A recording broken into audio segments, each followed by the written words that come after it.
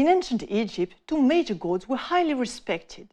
Osiris, who wisely ruled over Egypt before his brother Seth murdered him, and Horus, his son, who avenged him by clashing with his uncle Seth and took back the throne from him. However, these gods were not as respectable as they seemed, because several ancient texts show that they sometimes acted like real monsters or behaved very immorally.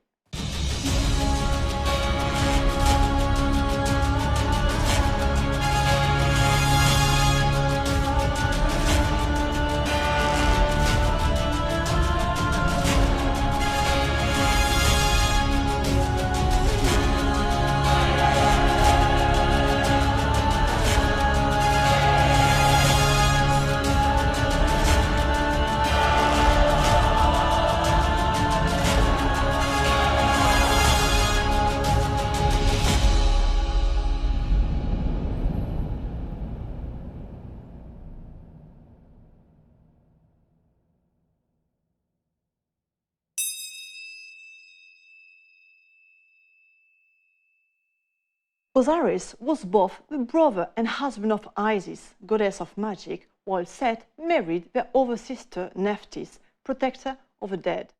Isis learned that Osiris, confusing her with a common sister, had by mistake had a love relationship with this one. Even though Osiris was seemingly blameless, Greek historian Plutarch reported that he committed adultery by cheating on Isis with their own sister. Apparently, he made a mistake.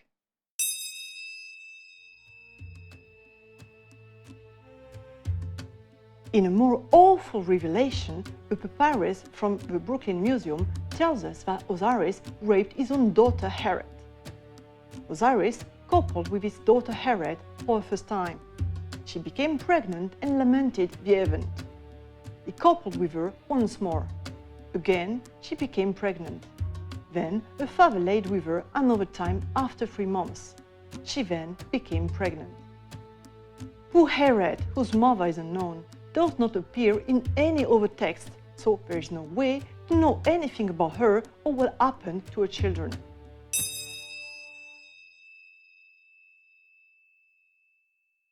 When Horus was old enough to learn that his uncle killed his father, he went to the great gods of Egypt and commanded them to kick Seth out and give him the throne as he was the legitimate heir. But Seth challenged his nephew to a duel. Both gods turned into hippopotamuses and dived underwater to continue the fight. Isis, who wanted to give her son an advantage, threw a magic harpoon which injured Seth. He resurfaced and called out to Isis, reminding her that he was a brother and that he was offended by the way she attacked him. Whoa, some people really have little self-awareness and short memories. But his plan worked and Isis ordered the magic harpoon to leave the body of her brother.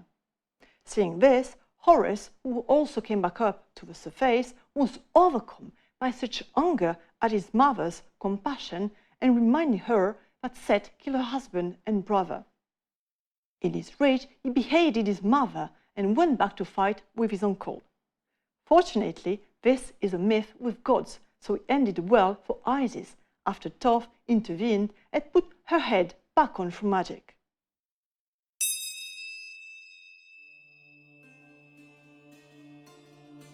While they were still in conflict, Seth called a truce with Horus and invited him home for dinner.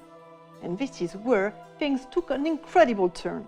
Well, the truce is understandable, but when Seth asked Horus to sleep in his bed and Horus accepted, I don't know about you, but I personally find it shocking, as in the previous episode, Horus did behead his mother because she took pity on her brother. So at this point, we're guessing that Horus has a plan, except that the only one who had a plan was Seth. This is what happened next, according to the Chester BT1 papyrus.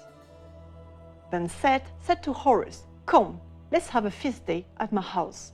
And Horus said to him, I will. Now, when evening had come, a bed was made for them, and they lay down together. At night, Seth let his member become stiff and insert it between the face of Horus. And Horus placed his hand between his face and caught the semen of Seth. We saw in a previous episode why Seth sodomized his nephew. It was all part of a twisted plan, which is not really surprising coming from him.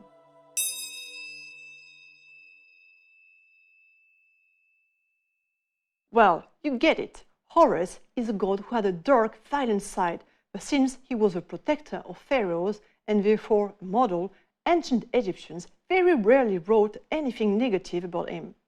It's in the magic Harris papyrus that we learn about Horus' last crime. See, Horus raped his mother Isis. Her tears fall into the water. Nothing more is said about this rape, not even the above relationship between the mother and son after the despicable sex crime. I know I spoiled some myths by revealing the hidden vices of Osiris and Horus, but the purpose of ToutankaTube is to tell you the truth, not always what you were expecting, and definitely not to feed you lies and fantasies about the mysteries of ancient Egypt.